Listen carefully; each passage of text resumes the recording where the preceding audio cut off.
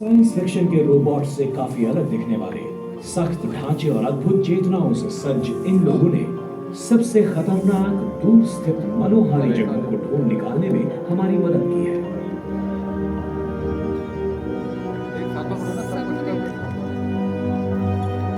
उनकी आंखों और कानों के माध्यम से हमने कुछ अनोखी जगहों के सबसे साहसी अन्वेषण किए हैं। हमने 200 दूर ग्रहों के सतहों को खोदकर उनका परीक्षण तक किया है। मानव की मर्यादा से परे ऐसी सेंसर सिस्टम्स का उपयोग करके उन्होंने घने और जहरीले वातावरण में छिपे विश्वों को ढूंढ निकाला है।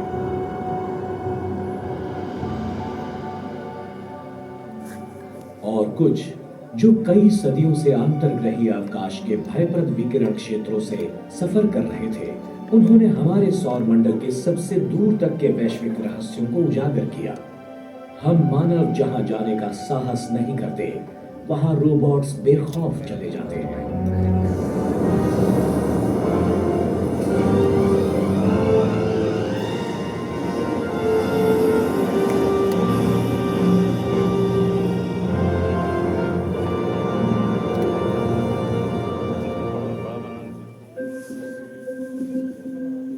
1970 के दशक के अंत में बाहरी ग्रहों के एक अनोखे पंक्ति बंधन ने 2 वॉयेजर अंतरिक्ष यानों को बाहरी सौरमंडल तक आसानी से पहुंचने का अवसर दिया।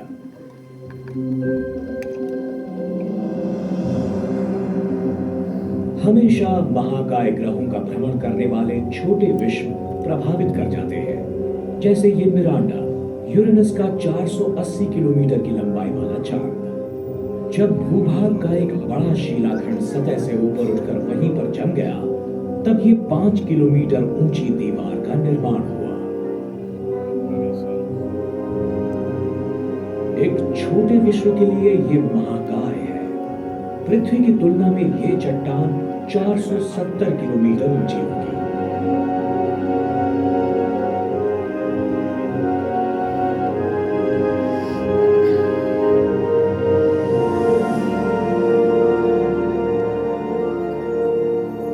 यहाँ पर 3 अरब किलोमीटर दूर स्थित सूरज की रोशनी इतनी कम है कि सौर पैनल काम नहीं करेंगे। इसीलिए वॉयेजर को अपने साथ एक छोटा सा न्यूक्लियर जनरेटर रखना जरूरी हो गया है, जिसके जरिए अनुसंधान उपकरणों को बिजली मिलती रहे। इस डिश एंटेना की दाहिनी तरफ जो गठीला सिलेंडर दिख रहा है, ये वही है।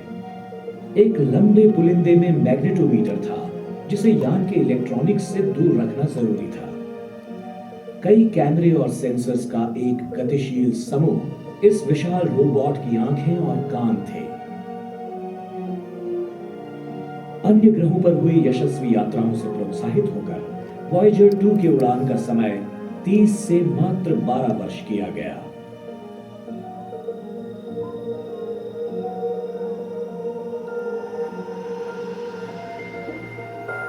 अगस्त 1989 में सूरज से 4.5 अरब किलोमीटर दूर स्थित सबसे बाहरी ग्रह नेपच्यून को छूकर उसने रिकॉर्ड बुक्स में अपना नाम दर्ज करवाया। उसने 4 ग्रहों की यात्रा की, 2 पहली बार और 48 चांद ढूंढने में मदद की।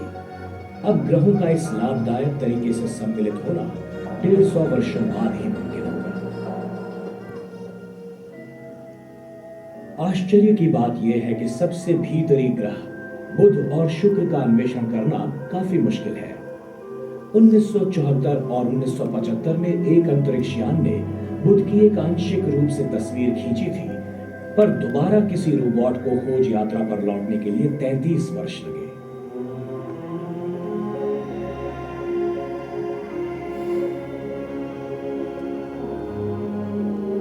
ये है मैसेंजर। 2-3 प्रयासों के पश्चात उसने 2011 में बुध की भ्रमण कक्षा में प्रवेश किया।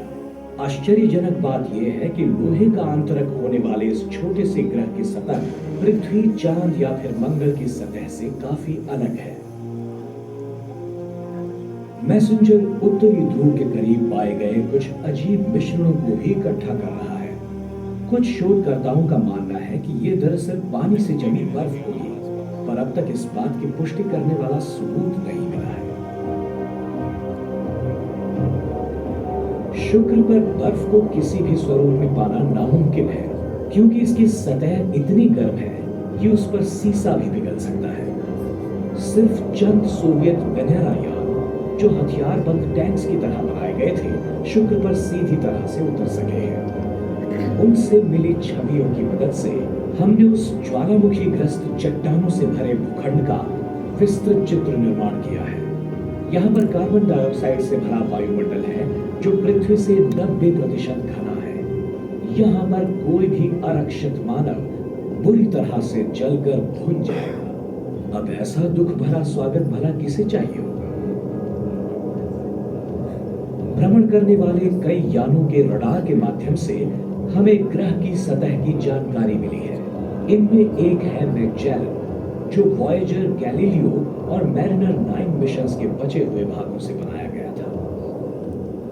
ये इस सतह की वैज्ञानिक सुनिश्चितता से किया गया पुनर्निर्माण है, जहां पर तीव्र ज्वालामुखी विस्फोटक गतिविधियों के कारण निरंतर बदलाव होते रहते हैं।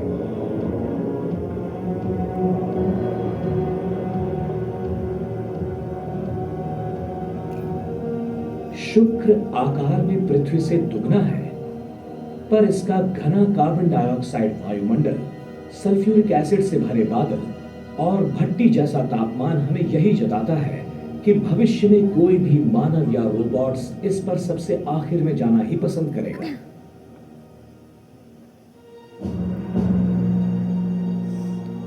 पृथ्वी से परे एक ही जगह ऐसी है जहां पर मानव और रोबोट्स दोनों जा चुके हैं, और वो है चांद पर, जिनका जन्म 1970 के बाद हुआ है। उनके लिए तो मानव चलित चंद्र यात्राएं ऐतिहासिक घटनाएं हैं। हाल ही में चांद के ध्रुवों पर पानी जमकर बर्फ होने की खोज के कारण भविष्य में अन्वेषण और औद्योगिकीकरण की संभावनाएं बढ़ गई हैं। पहले अमेरिका और रशिया का चांद की भूमि पर वर्चस्व हुआ करता था, पर अब यूरोपीय देशों के रोबोट अंतरिक्षयान चांद पर सफलतापूर्वक जा चुके हैं, और पिछले कुछ वर्षों में तकनीकी क्षेत्र की 3 बड़ी आशियाई हस्तियां जापान, भारत और चीन भी चांद पर जा चुकी हैं। अब तो पहले अशासकीय चंद्र रोबोट के लिए 3 करोड़ अमेरिकी डॉलर्स का इनाम रखा गया है, जिससे नजदीकी भविष्य में दोबारा चांद पर सफर शुरू हो सकता है। चीन ने भी अगले दशक में मानव चलित यान चांद की भूमि पर उतारने में दिलचस्पी दिखाई है। अमेरिका ने वापस चांद पर जाने की योजनाएं रद्द कर दी है, बल्कि नासा एक उपग्रह पर मानव चालित यान उतारने की योजना बना रहा है। जापानी अंतरिक्ष यान हायाबुसा ने एक उपग्रह के कुछ सूक्ष्म सैंपल इकट्ठा किए और उन्हें लेकर वह 2010 में पृथ्वी पर लौट आया।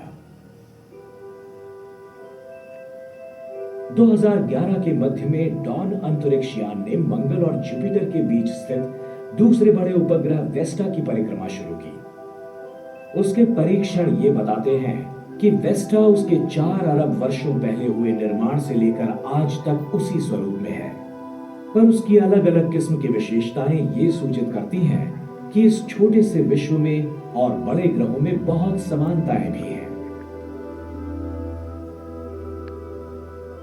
डॉन अब सबसे बड़े उपग्रह की ओर जा रहा है, सीरियस। भविष्य में उपग्रहों पर खनन पृथ्वी पर होने वाली खनिजों की कमी के लिए एक महत्वपूर्ण स्रोत होगा।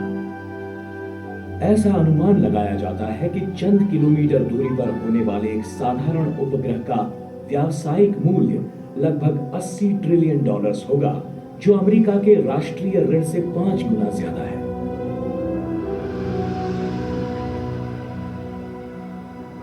उपग्रहों से मिलते जुलते पर थोड़े से अलग होते हैं धूमकेतु। वो ज्यादा बाष्पशील होते हैं और सूरज की गर्मी के कारण बड़ी मात्रा में वायु और धूल का उत्सर्जन करते हैं। सबसे प्रसिद्ध है धूमकेतु हैले, जिसकी छोटी सी परिक्रमा उसे 76 वर्षों में एक बार सूरज के नजदीक लाती है। अवकाश युग में प्रवेश करते हुए सर्वप्रथम रशिया, जापान और यूरोप ने उसकी मुलाकात करने अपने रोबोट्स भेजे।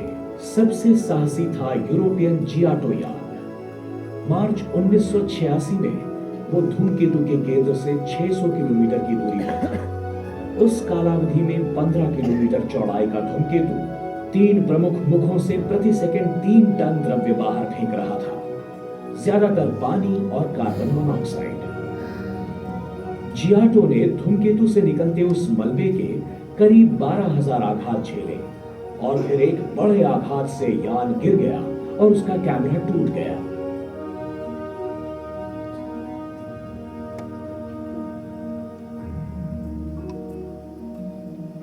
तब से लेकर आज तक कई अंतरिक्ष यान बड़ी सतर्कता से कम सक्रिय धूमकेतुओं का सफर कर चुके हैं। धूमकेतु की धूल जमा करने में वे कामयाब हो गए हैं और द्रव्य को बाहर निकालने के लिए कुछ तो जानबूझकर उनसे टकराते हैं।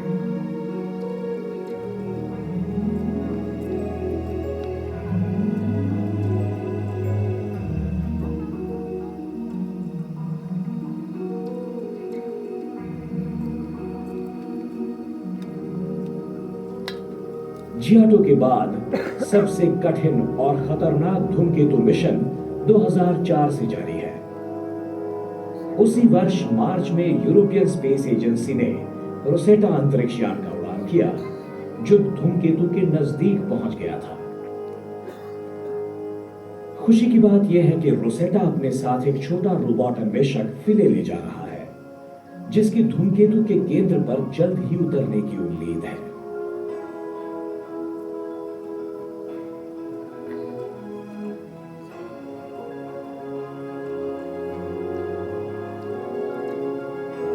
उपग्रहों और धूमकेतुओं का अन्वेषण और उनकी प्राचीन संरचनाएं हमें शायद 4 अरब वर्षों पहले ग्रह कैसे बने थे ये बताएगी।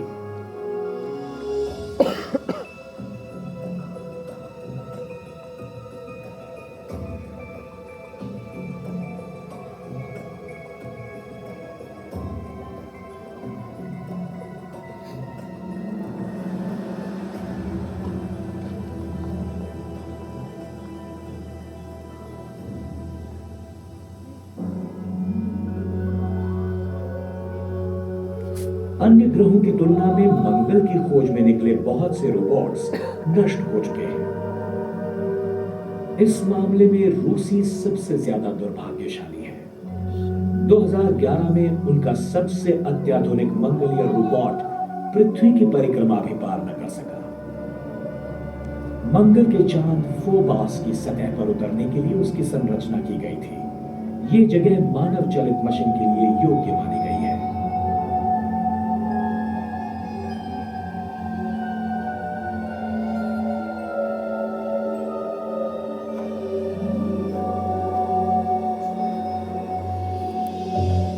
इन सब कठिनाइयों के पश्चात अमेरिका और यूरोप के कई रोबोटिक अन्वेषण जारी हैं।